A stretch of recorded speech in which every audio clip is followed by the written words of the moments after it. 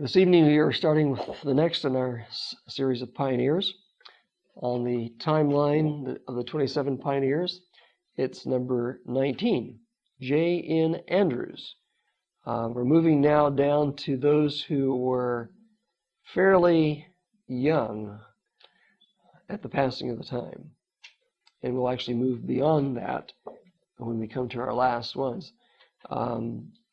J.N. Andrews. The Lest We Forget issue that deals with him, Volume 6, number 2. I believe since we talked last, all of the back issues of Lest We Forget are now on the internet, and you can download them as PDF files. They're on the periodical page of APLIB, A for Adventist, P for Pioneer, LIB for Library.org. Go to the periodical page, and you'll see the list of the volumes and numbers and then people's names beside it. The names link actually to biographical sketches on the gallery page, but the volume and number leads to the PDF file, which you'll be able to see reproductions of these. And so if you don't have back issues, you can look at them or actually print them off if you want to. J.N. Andrews, In Defense of the Faith, is the article that starts on page 1 that I've referenced on our handout. And we'll be looking at him in our gallery, growing gallery of pioneers that's behind us here. Andrews is the one just here to my left, and we will begin our study of him at this time. John Nevins Andrews, 1829 to 1883. He was born July 22, 1829. I believe it was in Paris, Maine. At least that's where he grew up with his family and his brother William.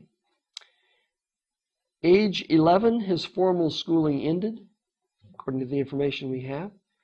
So you can see that he did not have all that many years of formal teaching.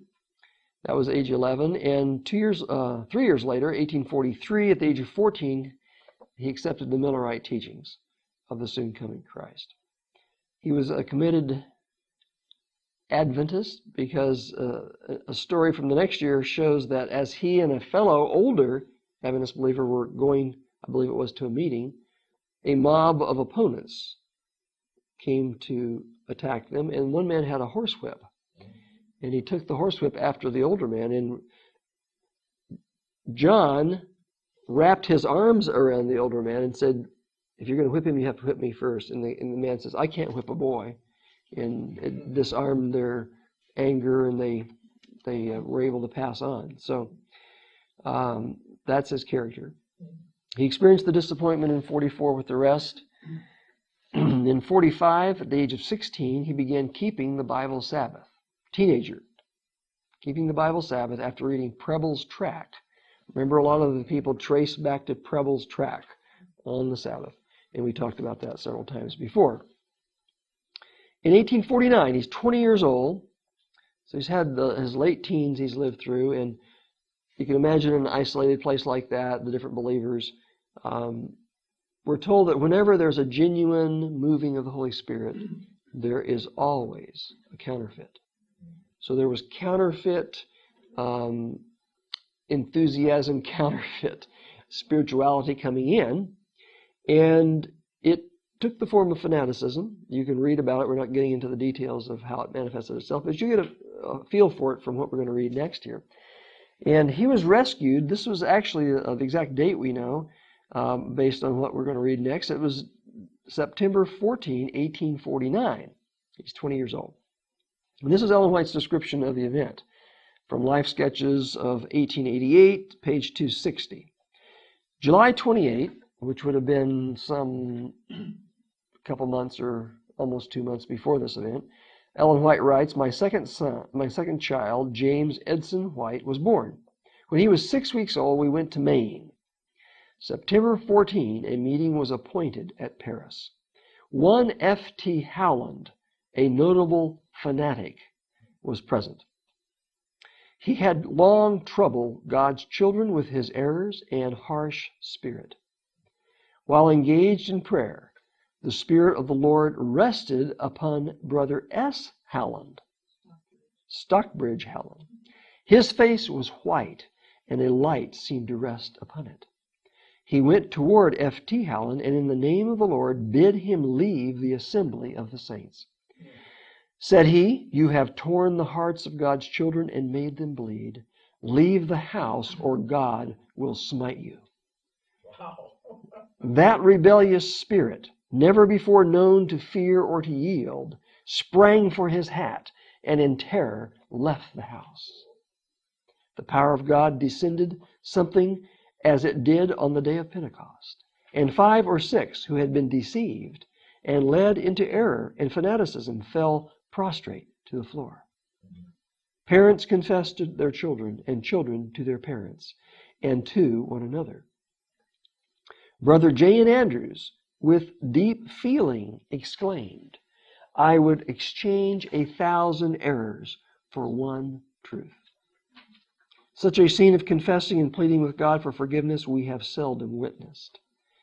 The Lord was bringing out Brother Andrews to fit him for future usefulness and was giving him an experience that would be of great value to him in his future labors. He was teaching him that he should not be influenced by the experience of others, but decide for himself concerning the work of God. Powerful testimony, very clear statement about this young man, 20 years of age. Do we realize how God is giving us an experience that trains us for what He wants to use us for? He has a job for each one of us, and He's giving us that experience even when we recognize it. Now, if we're not cooperating with Him, if we're not really committed to Him, we may not be having an experience that's doing that. We're having an experience, on a sidetrack or something. But this young man, even though he obviously had been caught up in some of these erroneous things, apparently was very serious with God and honest in heart. And so he's learning from this experience. And the experience he's learning is that I must not depend on others. When you're a teenager, you tend to be peer dependent. Not just peers, but other people dependent. You look up to people. And God's teaching him, don't trust in human beings, trust in God. And get your experience from Him. Yes? Brother S. Howland, was he related to F.T.? I'm not aware of whether S. Howland, Stockbridge, was related to F.T. I tried to find out. I couldn't find any. Okay. Colling's not aware either whether there's a relation. You would think that if it was, it would say his brother S. Howland, but not just Brother S. Howland. It'd say his brother, but apparently not. So, very significant description from Ellen White of Brother Andrews here at this young age of 20. And apparently, just a few weeks later, Brother Andrews wrote of this experience and some of the things he learned from it. And this is in the December Present Truth. Now, do you remember when James White started publishing? What year it was? 1849. This year. Okay? And what was the first periodical that he published? What was it called? Present Truth. Remember, he's starting to write about the third angel's message. Later, he added one called Advent Review, and then he put them sort of together and made Second Advent Review and Sabbath Herald, which was the Present Truth part. Okay, but this is in Present Truth. So Andrews is writing in one of the very early issues. It's the first or second, I forget exactly which. I think November was the first, if I remember correctly. Issue of Present Truth. Both names have the same Howland. Last names were the same. Initials were different. Howland. This is what Andrews wrote. Dear brethren and sisters, I would say to the praise of God that the conference recently held in this place resulted in much good. The brethren from a distance seemed to come into the fullness of the blessing of the gospel of Christ. The meeting was one of deep and solemn interest from its commencement. Although the brethren in this region have been much scattered in consequence of erroneous views, still an earnest desire was manifested by nearly all of the scattered flock to assemble together at this meeting. Our minds were deeply interested in the solemn truths presented before us, and at the conclusion of the meeting, a general determination was manifested to lay aside forever the painful views by which we have so long been separated, and once more to unite in the great and important truths of God.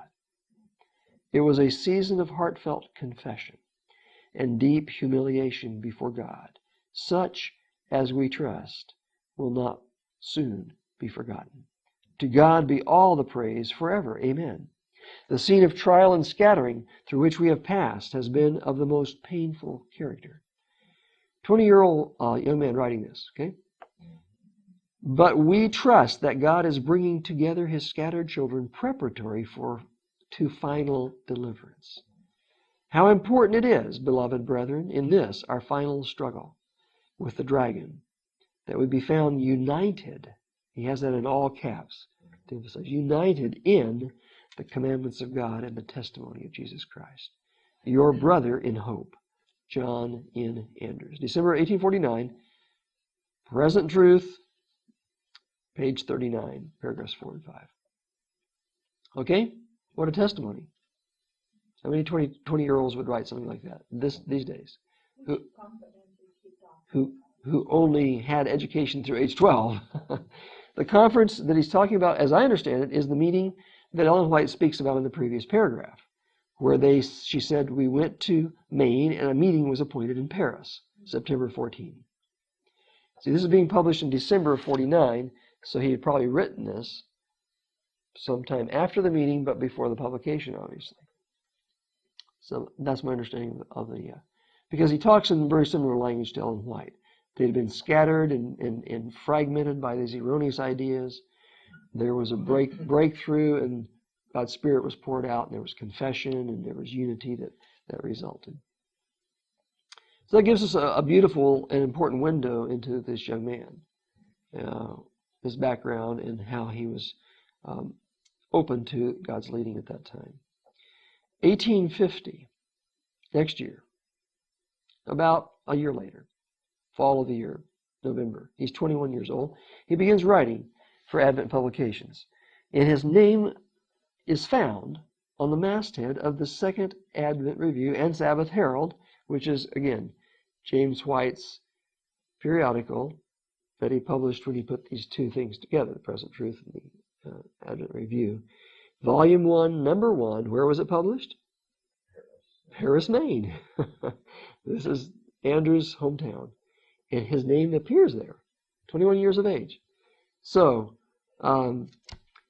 consider that, 21-year-old helping out with the publication of the periodical. The next month, Volume 1, number 2. His first article appears, and it's entitled, Thoughts on the Sabbath. Okay, how long had he been keeping the Sabbath?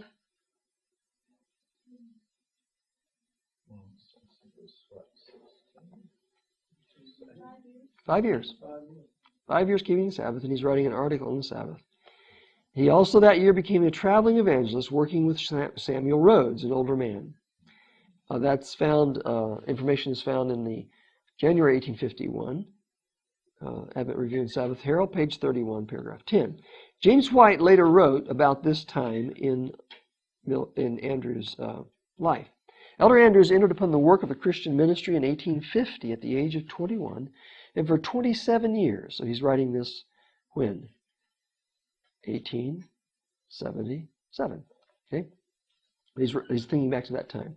For 27 years has been a close fellow laborer and intimate friend of the writer.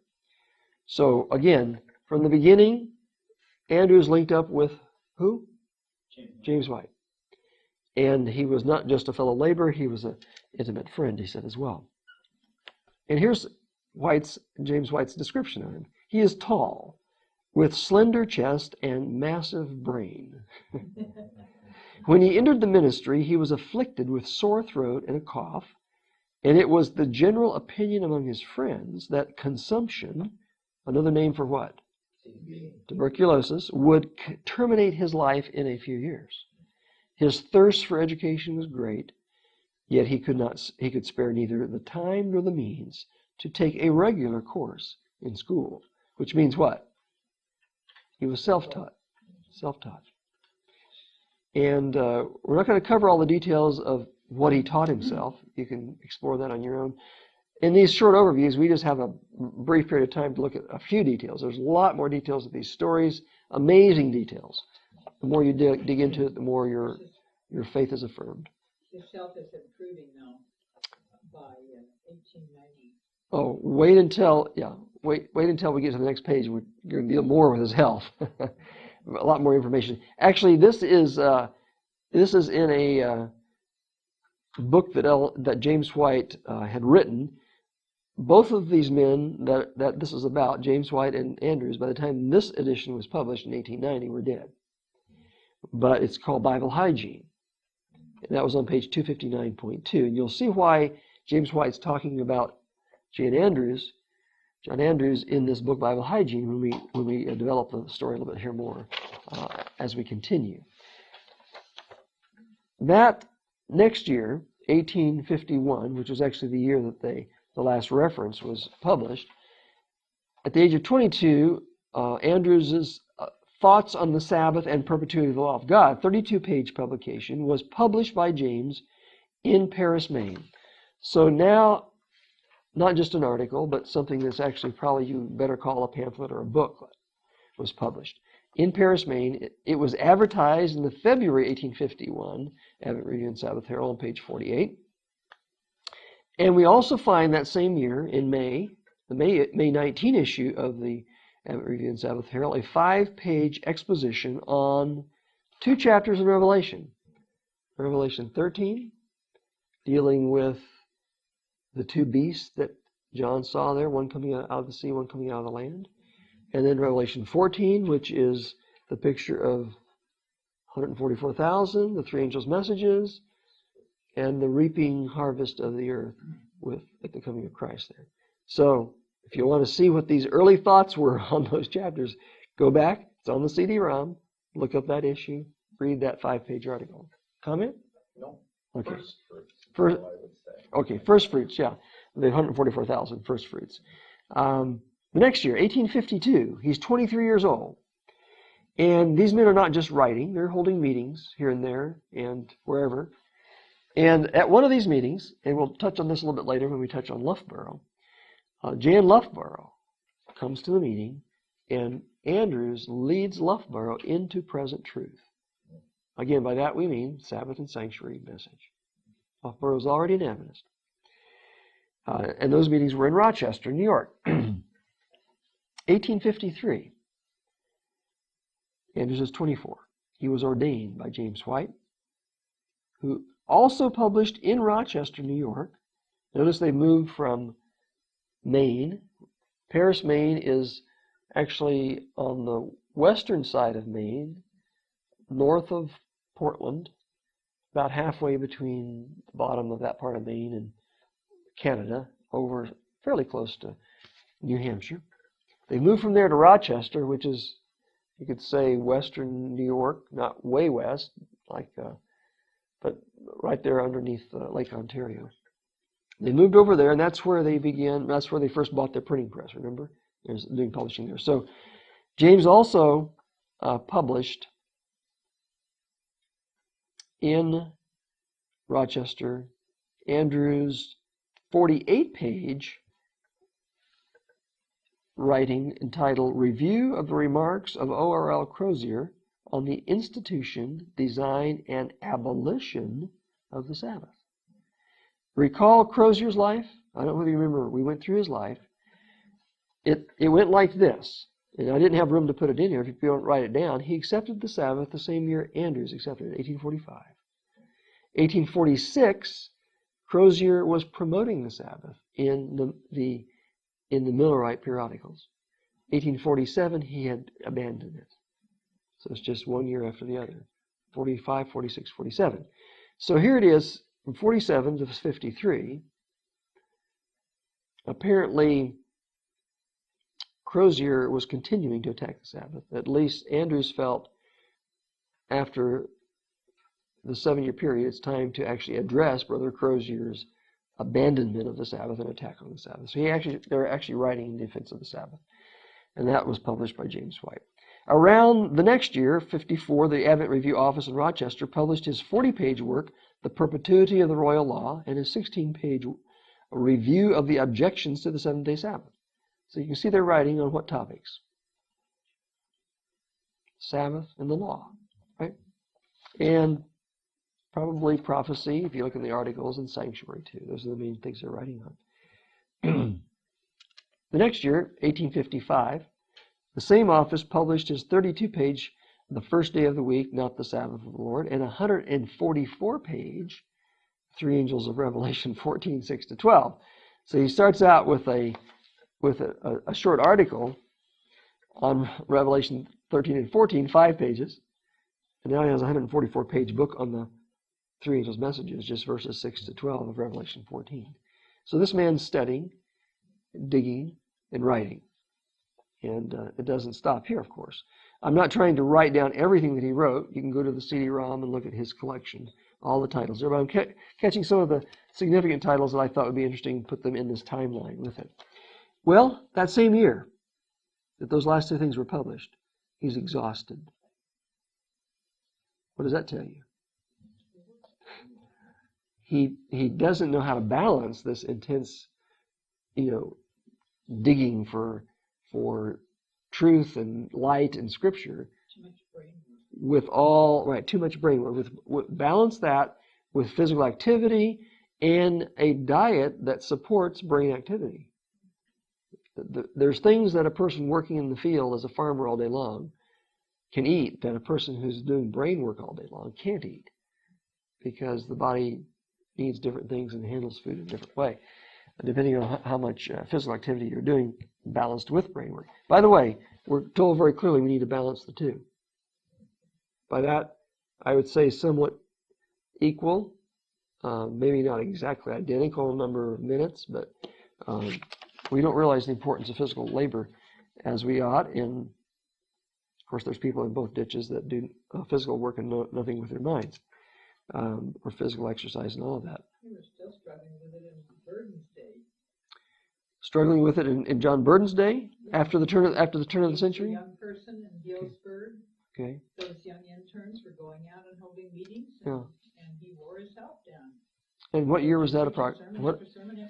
What year approximately was that? 18.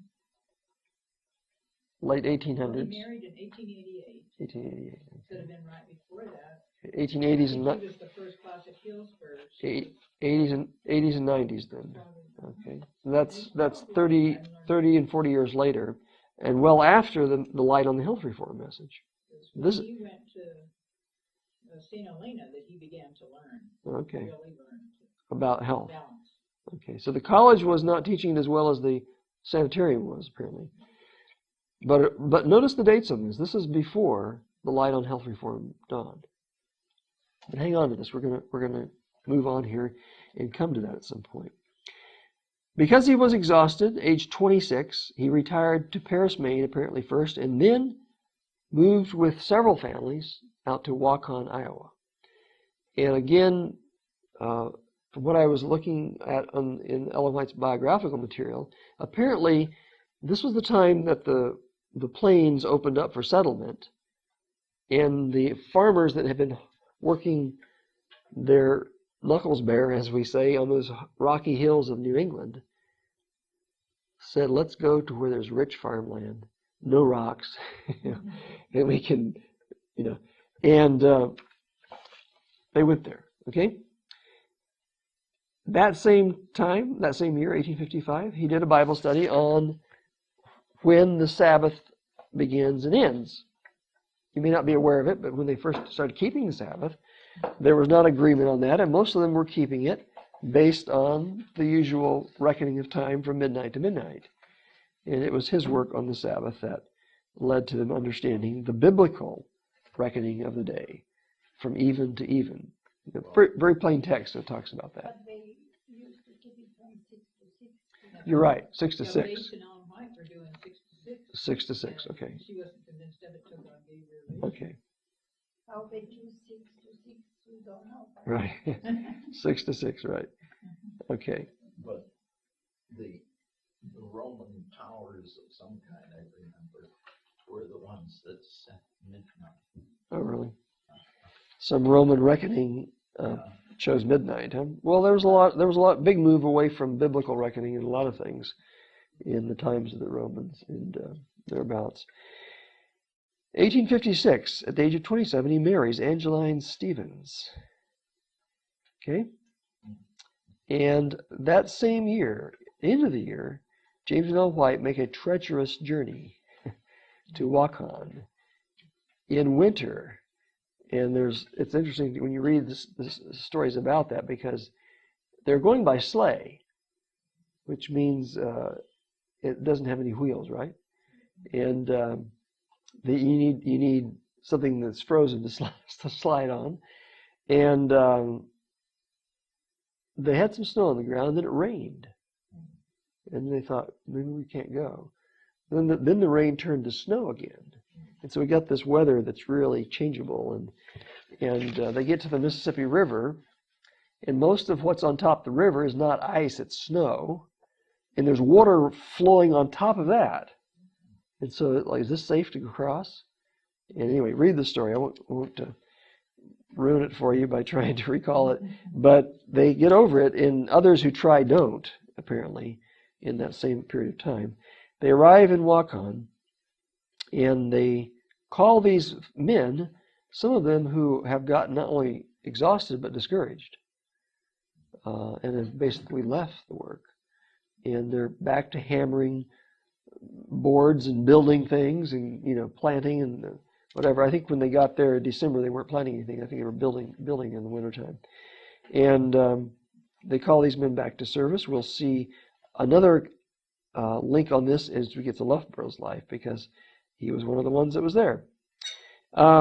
Next year, age 28, his first child, Charles Melville, was born. A couple of years later, in 1859, at the age of 30, he taught from the Bible regarding tithing to support the ministry, and he was editor of the Review up until 1862. Okay, so you can see these men sort of shifted responsibilities back and forth depending on the needs and depending often on their health condition. James was at times unable to do things, and others would take up his burdens and take over the editorship of the magazines. 1861, age of 32. Second child, Mary Frances, was born. Age of 32. 1862, age of 33. He confessed, along with his wife, confidence in Ellen White's vision. So these people struggle in the early years on whether, to accept everything. And I find it interesting that you would think way back there in 1849, that he would have been convicted on her visions. But human nature sometimes needs a while to really settle in. 1862. 1863, at the age of 34, his third child was born, but died after 4 days. What's happening about this time in the nation? Civil War time. And in 1864, age of 35, he is instrumental in winning from the U.S. government the right for a non-combatant status for SDA youth who were drafted. His young son, Charles, who at that time would have been how old? 7? He had a leg that somehow became lame. Excuse me. And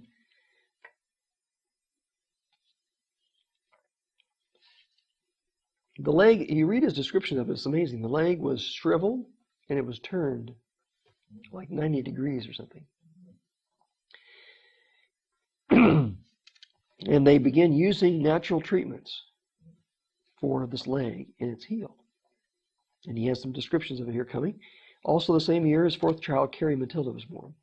This is James White's description about John at this time. His labors as a preacher and writer have been excessive. Another statement about imbalance, right? And he has taxed his strength severely by continuous study. Yet his health has been improving since 1864. That's why I put this note in there, because this was a turning point, not only for his son, but for John. Because when he saw what the simple treatments did for his son, he realized there's light and truth in the health information we've been given. Since 1864, when his attention was called to the subject of health reform, as we have before stated, his prospects for life and health when he entered the ministry in 1850 were most gloomy, and that he should recover health while laboring intensely hard, depriving himself of seasons of recreation, and frequently cutting short the proper periods of sleep, furnishes the strongest proof of the benefits of hygienic reform. That's again in James White's Bible Hygiene. That's page 259, paragraph 3. Then James lets Andrews himself talk. You can see it's the same reference here a few pages later, starting on page 265. Andrews writes this: 15 weeks of strict hygienic living and of judicious water treatment wrought in my son a change little short of miraculous. He walked in a natural manner. The enlargement of the ankle joint had nearly disappeared, and the withered leg had begun to grow. Okay? Went to Dansville. This is happening at Dansville. Charles there, James White went there, and Mrs. Lay went there all Okay. at the same time.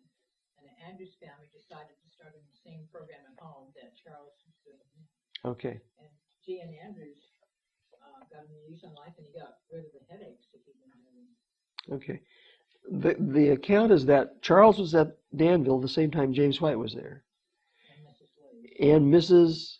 Lay. Lay? The wife of Dr. Lay. Oh, okay. The wife of Dr. Lay. I tell this as a children's story. So Okay. Colleen. And I have a doll, and I show the children how they did the hydrotherapy. Okay. Very good. Very good. So sometime listen to Colleen's story about this whole thing. But apparently the Andrews family is learning what's happening to Charles at this institute, and they are copying the same principles in their home. And John's headaches disappear. Okay? Apparently he had plagued with chronic headaches.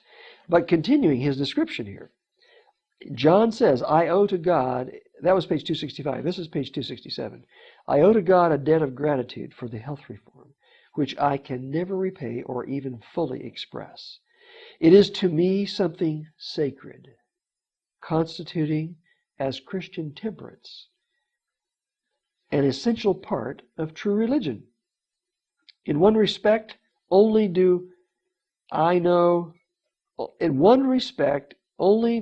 knowingly allow myself to transgress, and that is in the endeavor to discharge the responsibilities which devolve upon me, which sometimes require a large part of the 24 hours. In other words, he said, I started living healthfully except for getting enough sleep. And that's why James said above there that he should recover health while laboring intensely hard, depriving himself of seasons of recreation, frequently cutting short the periods of rest. In other words, he began to live healthfully except for, again, balancing, but he's changing enough habits of life that even he's recovering his health even by that imbalance that he still somehow felt compelled to do. And I guess only God can tell you where to spend and be spent, because sometimes things need to get done, but we need to be sure we're in the Lord's guidance when we're doing such things. Yet, with the strength derived from correct living in other respects, I hope not to destroy myself by thus laboring at times beyond what I would approve in secular business. So he sees he would not have done this in secular business, but he's doing it for something sacred, and he's willing to give himself for that. So if you're going to be intemperate, don't be intemperate in selfish things.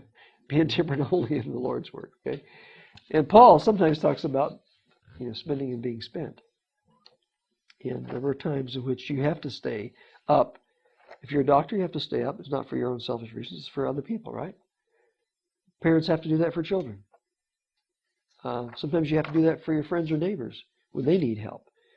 Spiritual help or physical help. Sometimes you have to do that. Make sure you're following the Spirit's guidance when you do that, because I read this and I thought, John, you said you hope not to destroy yourself by this laboring. I wonder what he will tell us in heaven. Whether that was that wish was met or not. Because let's see where things go here. 1865, 36 years of age, his youngest, Carrie Matilda, died of dysentery at the age of 13 months. 1867, May the 14th, we know the date because it's recorded, obviously. At age 38, he's voted president of the General Conference, which he holds that position until May 12, about 2 years, 1 year, I should say, May 12 of 1868, just 1 year there. 1872, age 43, his wife, Angeline, dies from a stroke at the age of 48. Again, these pioneers had health problems. That's premature death, okay? Whether it's blood pressure, whether it's, familial hypercholesterolemia with, early atherosclerotic problems, we don't know. You would think that with the health reform that they adopted, it would have helped to prevent something like that. But there are familial problems that a person can change all the lifestyle things they want, and still there is premature death without a miracle from God. So we don't really know the details as to how to address it. But read this story. There's more details about. She didn't die just suddenly. She had a stroke, and he was helping her and so forth. But she obviously died young. A year later, age 44, his what we call magnum opus was published. 528-page history of the Sabbath and first day of the week. Okay? That's on the CD-ROM. Still a classic dealing with the history of the Sabbath. In its pioneering sense, I would say it still exceeds the book that was mentioned yesterday as being the most significant book published by Adventists on the Sabbath, on the lost meaning of the seventh day. Just fresh off the press here, and I guess last year it was copyrighted 2009. The next year, the year after he finished that book, 1874, age of 45, he sent with his children to Switzerland, our first official overseas missionary. And who were his children that went with him? Charles and Mary. And if you ever get to Andrews University, go to the front of Pioneer Memorial. Remember the name, Pioneer Memorial. It was named for a purpose. Pioneer Memorial Church there on the campus. And you will see a bronze statue of the three of them with a trunk. And as I remember, it's John, is it not? That's pointing. The church is facing east, and he's pointing to the east. Okay, she has a picture in one of these notebooks. These two notebooks about John Andrews, John Evan Andrews by Colleen. Feel free to look at these afterwards. Pointing to the east, because that's where they were headed, right? To Europe. East across the ocean, back to the old country, in terms of where the settlers came from. 1876, a couple of years later, at the age of 47, he begins publishing Signs of the Times in French. And read the story. They agreed that they would learn French, and the rule would be they would speak nothing but French in their home. So that's an impetus to learn French, because if you want to communicate with your family, you've got to say it in French. So you can imagine how they did that. Probably dictionary was handy, right? Something was handy there with them. And they didn't have the modern technology where they said something in English and they would say it to them in French. However, after 3 years, Mary's back in the United States and dead of tuberculosis. Okay? If you read the conditions they lived in there, you'll realize that health involves more than rest and diet. It also includes living conditions. If I remember correctly, was it James White's description of the house he lived in was full of sewer gas? In other words, there was just vapors from the sewer in the house all the time. You can imagine what that would do to the immune system. And not only did Mary die of tuberculosis, I believe the story was that Dr. Kellogg told John, do not sit with Mary or you will contract it yourself. And he said, she's all I have. And we find 4 years later in Switzerland, John himself dying of tuberculosis. And at the age of 54, again, prematurely, he dies of tuberculosis. What I didn't reference here is that one place I found where Ellen White wrote to him and said, had you taken a wife with you to Switzerland, you would have been 10 times more effective. Whether he'd have lived 10 times longer or whether he would have gotten 10 times more work done, who knows? But The little girl Mary didn't know how to cook. right, you can imagine a teenage girl having to fix meals as well as learn French. I think she became almost the expert because of her age in the French. Editor, right. You can understand probably not only were they breathing bad air, they're probably not eating good things. They ate the cheapest food. I think it was white bread, just the same thing over and over again. Right. So there was not probably what a capable wife would have been able to do in terms of nutrition and all the other things that tie in with that. But Ellen White said to him, "But you are not a domestic type of man," or something like that. You know, he's into his books and whatever. And so she understood him as well as understood why. I think she was probably writing him toward the end of his life when she said this. Obviously, not knowing exactly when he was going to die. Yes, his son lived, and one of his descendants through his son, some years back, was here in Loma Linda, physician. There are physicians in his lineage, and I don't have all the details of that, but they may be in here. The descendants of the Andrews family. There are still descendants. Dr. Jeannie. Dr. Jeannie I think Andrews. she was Okay. for children.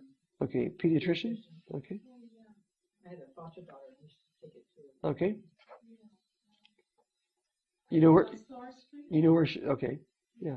She practiced behind the Huh? hotel. Remember the person who took lunches in town? Yes. That was her husband. Oh, okay.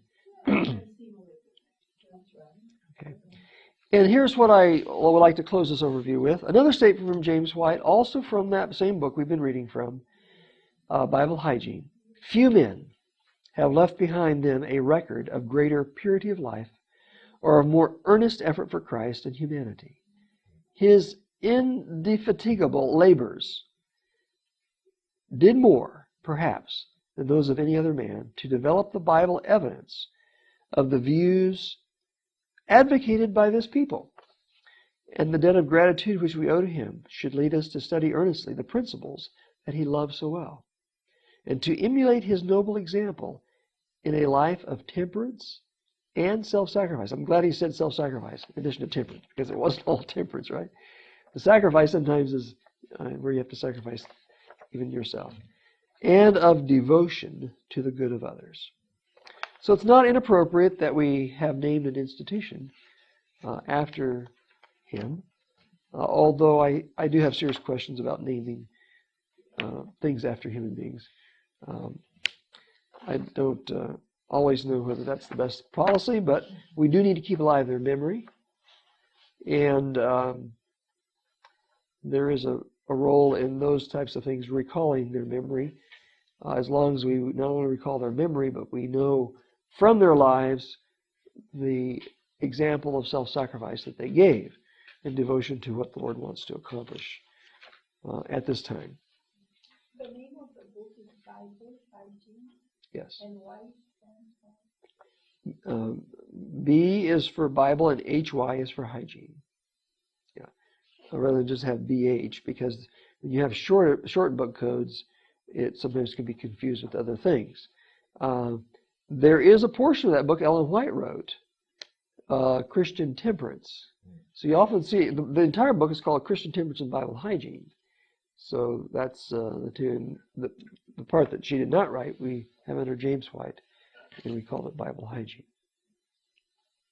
Thank God for the example of John Nevins Andrews. May we learn from that story.